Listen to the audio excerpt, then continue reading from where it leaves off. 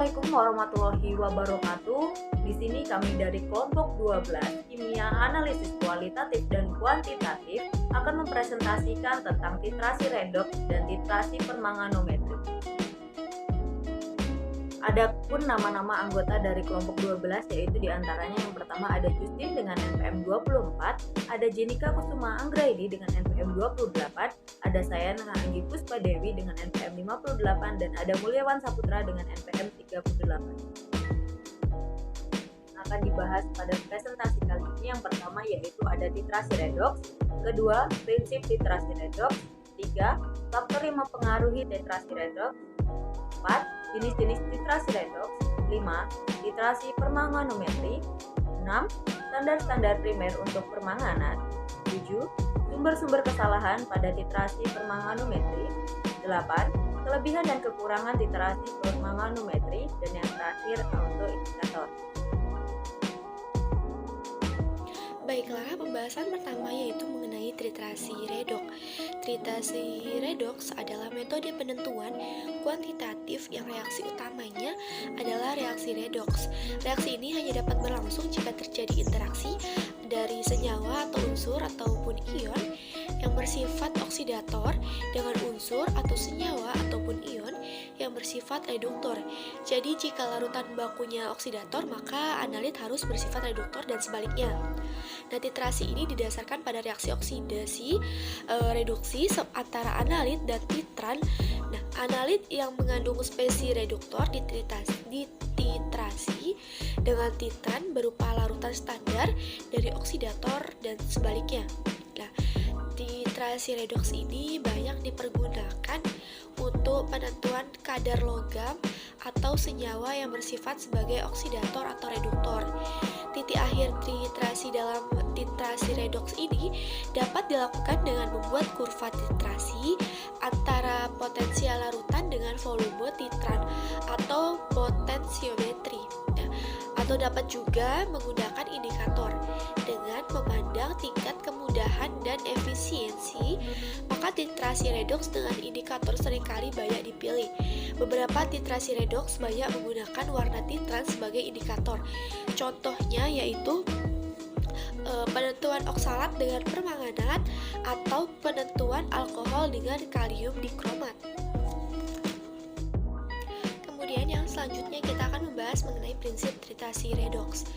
Reduksi oksidasi adalah proses perpindahan elektron dari suatu oksidator ke reduktor. Reaksi reduksi adalah reaksi penangkapan elektron atau terjadinya reaksi penurunan bilangan oksidasi. Sedangkan reaksi oksidasi adalah reaksi pelepasan elektron atau reaksi terjadinya kenaikan bilangan oksidasi. Jadi reaksi redoks adalah reaksi penangkapan elektron dan pelepasan elektron atau reaksi penurunan dan kenaikan bilangan oksidasi. Nah, titrasi redoks ini adalah suatu penetapan kadar reduktor atau oksidator berdasarkan atas reaksi oksidasi dan reduksi antara analit dengan titran, di mana reduktor akan teroksidasi dan oksidator akan tereduksi. Analit yang mengandung spesies reduktor dititran dengan titran yang berupa larutan standar dari oksidator atau sebaliknya. Reaksi redoks baru bisa dijadikan sebagai bahan dasar titran, bahan dasar titrasi apabila sudah memenuhi persyaratan berikut. Reaksi redoks harus berlangsung secara cepat dan nyaris sempurna, atau kesuksesannya kurang dari 99% tidak bisa ditolerir. Nah, titik akhirnya harus bisa diukur atau dideteksi, baik itu dengan menggunakan indikator warna maupun potensiometri. Kemudian proses terjadinya pertukaran elektron harus bersifat stokiometri. Artinya pasangan sistem redoks antara oksidator dan reduktor harus sesuai dan setara. Kemudian selanjutnya akan membahas mengenai faktor yang mempengaruhi titrasi redoks. Faktor-faktor yang mempengaruhi pembentukan lapisan oksidasi reduksi antara lain sebagai berikut. Yang pertama, adanya faktor pencarian dari lapisan di dalam tanah yang menyebabkan tanah membentuk lapisan oksidasi dan lapisan reduksi. Kemudian adanya zat-zat protein yang berhubungan langsung dengan mikroorganisme yang sangat berperan penting dalam proses oksidasi reduksi dalam tanah. Kemudian beberapa faktor yang mempengaruhi kecepatan reaksi antara lain ada konsentrasi, sifat zat yang bereaksi, ada suhu, dan ada juga katalisator. Nah, konsentrasi dari berbagai percobaan menunjukkan bahwa makin besar konsentrasi zat-zat yang bereaksi, maka makin cepat reaksinya berlangsung. Makin besar konsentrasi, maka makin banyak zat-zat yang bereaksi, sehingga makin besar kemungkinan terjadinya tumbukan. Dengan demikian, makin besar pula kemungkinan terjadinya reaksi.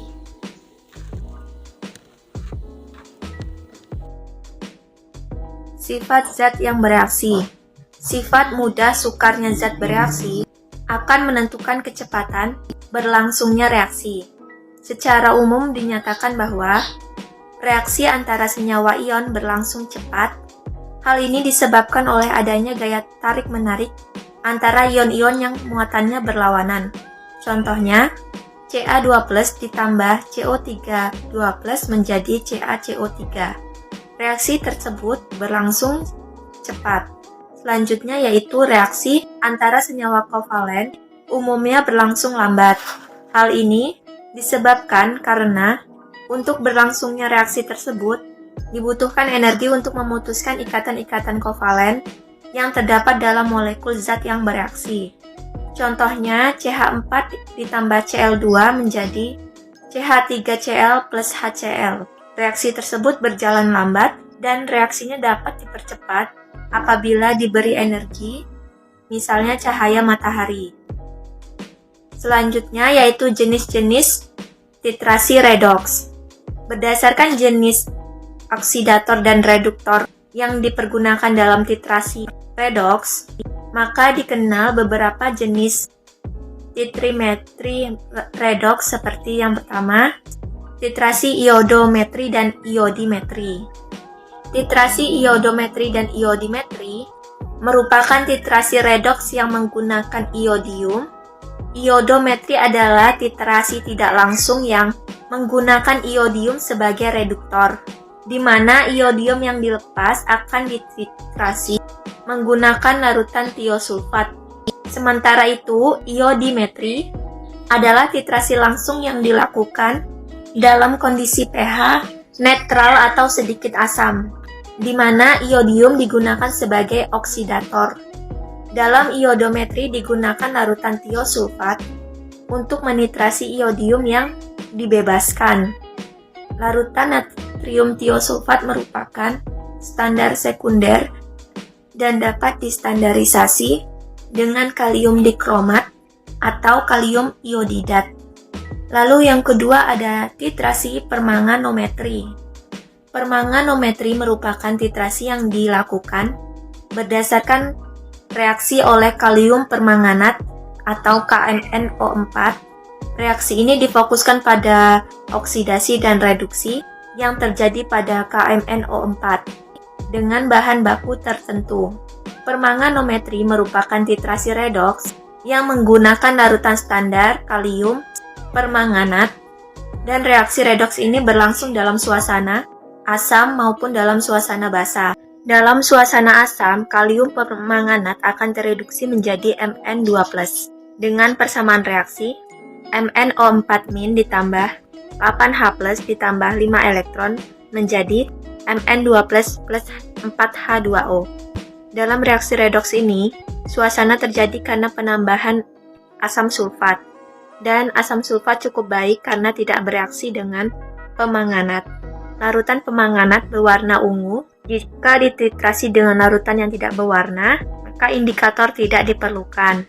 Namun jika larutan pemanganat yang kita pergunakan itu encer, maka penambahan indikator diperlukan. Dan indikator yang biasanya digunakan yaitu seperti feroin dan asam N-fenilantranilat. Terdapat beberapa ion logam yang tidak dioksidasi dapat dititrasi secara tidak langsung dengan pemanganometri. Seperti yang pertama ada ion-ion Ca, Ba, Sr, Pb, Zn, dan Hg yang dapat diendapkan sebagai oksalat. Setelah endapan disaring dan dicuci, maka endapan dilarutkan dalam H2SO4 berlebih sehingga terbentuk asam oksalat secara kuantitatif. Asam oksalat inilah yang akhirnya dititrasi, dan hasil titrasi dapat dihitung banyaknya ion logam yang bersangkutan. Selanjutnya yang kedua itu ada ion-ion Ba dan Pb.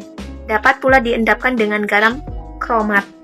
Setelah disaring, dicuci, dan dilarutkan dalam asam, tambahkan pula larutan baku FeSO4 berlebih.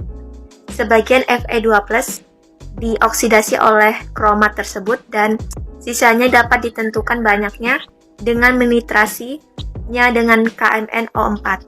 Selanjutnya yang ketiga ada titrasi, bromometri, dan bromatometri. Bromometri merupakan penentuan kadar senyawa berdasarkan reaksi reduksi oksidasi di mana proses titrasi reaksi antara reduktor dan bromin berjalan lambat, sehingga dilakukan titrasi secara tidak langsung dengan menambahkan bromin berlebih. Sedangkan bromatometri dilakukan dengan titrasi secara langsung karena proses titrasi dapat berjalan cepat. Lalu yang keempat ada titrasi serimetri. Serimetri merupakan titrasi yang menggunakan larutan baku serium sulfat untuk zat uji yang bersifat reduktor. Perubahan warna indikator pada titik akhir titrasi adalah dari merah menjadi biru pucat. Titrasi dilakukan dalam suasana asam karena pada kebasaan yang relatif rendah mudah terjadi hidrolisis dan garam serium 4 sulfat menjadi serium hidroksida yang mengendap. Oleh karena itu titrasi harus dilakukan dalam media asam kuat. Yang kelima, titrasi dikromatometri. Dikromatometri adalah titrasi redoks yang menggunakan senyawa dikromat sebagai oksidator. Senyawa dikromat merupakan oksidator kuat tetapi lebih lemah dari permanganat. Kalium dikromat merupakan standar primer. Penggunaan utama dikromatometri adalah untuk penentuan besi 2 dalam asam klorida. Titrasi permanganometri merupakan titrasi yang dilakukan berdasarkan reaksi oleh kalium permanganat atau KMnO4. Reaksi ini difokuskan pada reaksi oksidasi dan reduksi yang terjadi antara KMnO4 dengan suatu bahan tertentu. Pada reaksi permanganometri ini, ion MnO4- bertindak sebagai oksidator kuat. Kalium permanganat KMnO4 merupakan oksidator yang mudah diperoleh, murah, dan tidak memerlukan indikator atau autoindikator untuk menunjukkan perubahan warna yang terjadi. Oleh karena itu, setetes larutan KMnO4 0,1 N saja sudah memberikan warna merah muda yang jelas. Kalium permanganat bukan merupakan larutan baku primer, maka larutan KMnO4 harus distandarisasi dengan arsen 3 oksida atau AS2O3 dan natrium oksalat atau Na2C2O4. Permanganometri dapat digunakan untuk penentuan kadar besi, kalsium, dan hidrogen peroksida. Reaksi antara larutan kalium permanganat atau KMnO4 dengan suatu bahan reduktor dapat menghasilkan senyawa mangan Mn2 positif dengan beberapa jenis bilangan oksidasi. Jumlah bilangan oksidasi mangan atau Mn2 positif yang dihasilkan tergantung pada pH larutan seperti yang terjadi pada reaksi reduksi berikut. A itu jika titrasi dilakukan dalam suasana asam, maka akan terjadi MnO4 negatif plus 8H positif plus 5 elektron berkeseimbangan dengan Mn2 positif plus 4H2O. Yang B itu dalam suasana asam akan terjadi reaksi MnO4 negatif plus 8H positif plus 4 elektron berkeseimbangan dengan Mn3 positif plus 4H2O. Yang C, oksidasi dengan permanganat dalam lingkungan asam lemah, netral, atau basa dengan reaksi sebagai berikut. MnO4 negatif plus 4H positif plus 3 elektron berkeseimbangan dengan MnO2 plus 2H2O. D. Kalium permanganat jika digunakan sebagai oksidator dalam larutan basa kuat, maka ada dua kemungkinan reaksi yang terjadi, yaitu yang reaksi relatif cepat, MnO4 negatif plus elektron berkeseimbangan dengan MnO4 2 negatif, dan reaksi yang kedua relatif lambat, yaitu MnO4 2 negatif plus 2H2O plus 2 elektron berkeseimbangan dengan MnO2 plus 4OH-. Standar primer untuk permanganat. Yang pertama, natrium oksalat. Senyawa ini merupakan standar primer yang baik untuk permanganat dalam larutan asam. Senyawa ini dapat diperoleh dengan tingkat kemurnian tinggi, stabil pada saat pengeringan dan non-higroskopis. Reaksinya dengan permanganat agak sedikit rumit dan berjalan lambat pada suhu ruangan, sehingga larutan biasanya dipanaskan sampai sekitar 60 derajat Celcius. Bahkan pada suhu yang lebih tinggi, reaksinya mulai dengan lambat, namun kecepatannya meningkat ketika ion mangan 2 terbentuk. Persamaan untuk reaksi antara oksalat dan permanganat adalah sebagai berikut: 5C2O4 2 negatif plus 2MnO4 negatif plus 6H positif menghasilkan 2Mn2 positif plus 10CO2 plus 8H2O. Yang kedua, besi. Kawat besi dengan tingkat kemurnian yang tinggi dapat dijadikan sebagai standar primer. Untuk ini, larutan dalam asam klorida encer dan semua besi 3 yang diproduksi selama proses pelarutan direduksi menjadi besi 2. Oksidasi dari ion klorida oleh permanganat berjalan lambat pada suhu ruangan, namun demikian dengan kehadiran besi oksida akan berjalan lebih cepat. Sebuah larutan dari mangan 2 sulfat, asam sulfat dan asam fosfat disebut larutan pencegah atau larutan Zimmermann-Reinhardt. Dapat ditambahkan ke dalam larutan asam klorida dari besi sebelum dititrasi dengan permanganat. Asam fosfat menurunkan konsentrasi dari ion besi 3 dengan membentuk sebuah kompleks, membantu memaksa reaksi berjalan sampai selesai, dan juga menghilangkan warna kuning yang ditunjukkan oleh besi 3 dalam media klorida. Kompleks fosfat ini tidak berwarna dan titik akhirnya lebih jelas. Baik, untuk materi selanjutnya yaitu sumber-sumber kesalahan pada titrasi permanganometri. Terdapat beberapa sumber-sumber kesalahan pada titrasi permanganometri, diantaranya yaitu terletak pada yang pertama, larutan petiter KMnO4 pada buret. Jika percobaan dilakukan pada waktu yang lama, maka larutan KMnO4 pada buret yang terkena sinar akan terurai menjadi MnO2. Hal itu yang menyebabkan pada titik akhir dalam titrasi ini akan didapat pembentukan presipitat coklat yang semestinya yaitu larutan yang warnanya merah muda. Kemudian yang kedua, penambahan KMnO4 yang terlalu lambat pada larutan seperti H2C2O4. Terlalu lambatnya pemberian KMnO4 pada larutan H2C2O4 yang sudah ditambahkan dengan H2S4 dan sudah dipanaskan mungkin dapat terjadi kehilangan oksalat, sebab membentuk hidrogen peroksida yang selanjutnya terurai menjadi air. Dengan reaksi H2C2O4 plus O2 menjadi H2O2 plus 2CO2 dan H2O2 menjadi H2 plus O2. Hal tersebut bisa menyebabkan pengurangan jumlah KMnO4 yang dibutuhkan untuk titrasi yang pada akhirnya dapat menimbulkan kesalahan titrasi permanganometri yang dilakukan. Dan yang ketiga yaitu penambahan KMnO4 yang terlalu cepat pada larutan seperti H2C2O4. Lalu cepatnya pemberian KMnO4 pada larutan asam oksalat H2C2O4 yang sudah ditambahkan asam sulfat H2S4 serta sudah dipanaskan akan cenderung menyebabkan reaksi menjadi MnO4- dan Mn2+. Reaksinya menjadi MnO4- plus 3Mn2+ plus 2H2O menjadi 5MnO2 plus 4H+. Selanjutnya yaitu kelebihan dan kekurangan titrasi permanganometri. Permanganometri merupakan salah satu metode titrasi yang menggunakan prinsip reaksi, reduksi, dan oksidasi. Metode ini merupakan suatu metode yang sering digunakan karena permanganometri memiliki kelebihan, antara lain permanganometri merupakan oksidator kuat, tidak memerlukan indikator, mudah diperoleh dan terjangkau. Adapun kekurangan dari metode ini adalah larutan ini tidak stabil dalam penyimpanan, jadi harus sering dilakukan pembekuan. Materi yang terakhir yaitu autoindikator. Dalam titimetri sebagai petunjuk titik akhir titrasi biasanya menggunakan larutan indikator, tetapi ada beberapa titrasi yang mungkin tidak menggunakan indikator, salah satunya pada titrasi permanganometri. Titrasi permanganometri biasanya tidak memerlukan indikator karena larutan beku KMnO4 sendiri berwarna ungu, sudah berfungsi sebagai indikator. Pada awal titrasi, larutan KMNO4 yang berwarna ungu akan hilang warnanya setelah direaksikan dengan analit. Menjelang titik akhir titrasi, dengan kelebihan 1 tetes KMNO4 menimbulkan warna yang dengan mudah dapat dipakai sebagai petunjuk berakhirnya titrasi, yaitu warna merah muda.